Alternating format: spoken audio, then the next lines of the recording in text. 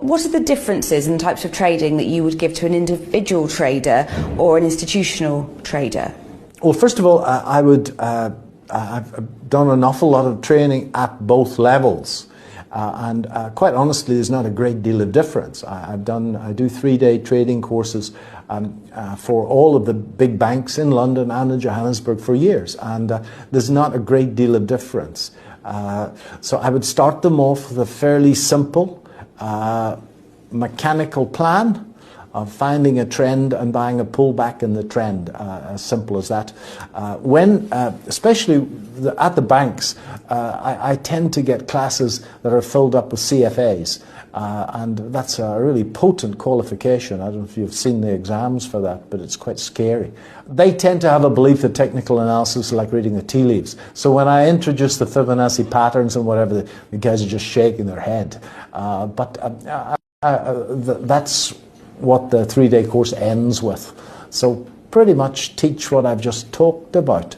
At the institutional level, most of the people, there's not a great deal of proprietary trading going on. Maybe if Mr. Trump reverses the regulations in the US, that will change. But there's not a great deal of proprietary trading going on. So most of the people will be trading flow, i.e. making the spread. That's quite a different world. So can an individual then be as successful as an institutional trader? Yes, of course they can, and quite easily. And they're trading much, much smaller positions as well.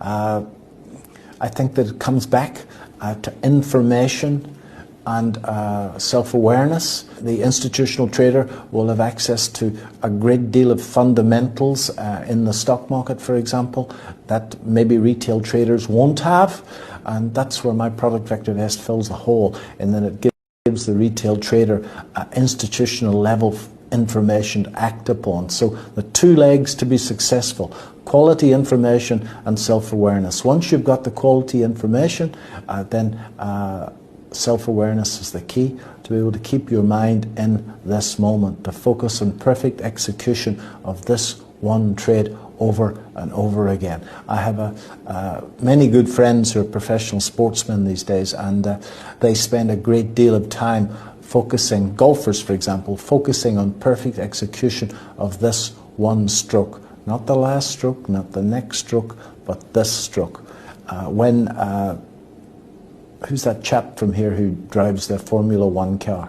Jason Button, no? Yeah, Jensen, yeah. Yeah, when he's in his little red car, if it is red, I watch it. He's totally in the moment. Not the last moment, not the next moment. He's totally and utterly there. If you focus on that, and it takes normally at the retail level quite a bit of money lost before you realize that that's important. Then you can beat the pants off a city trader.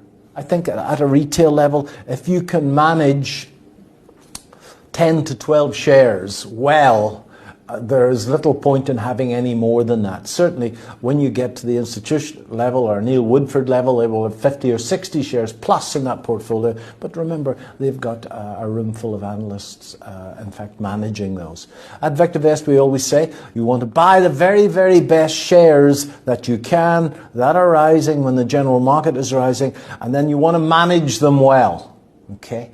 And we have a tool to manage them well. That can be done sort of by looking at the shares, or we can actually set that up in a thing called the Genius, which will automatically tell you when there's some action to be taken. Maybe a share's got to a target level, maybe a share is at a stop loss level, so that can be automated. My son goes for the automated method.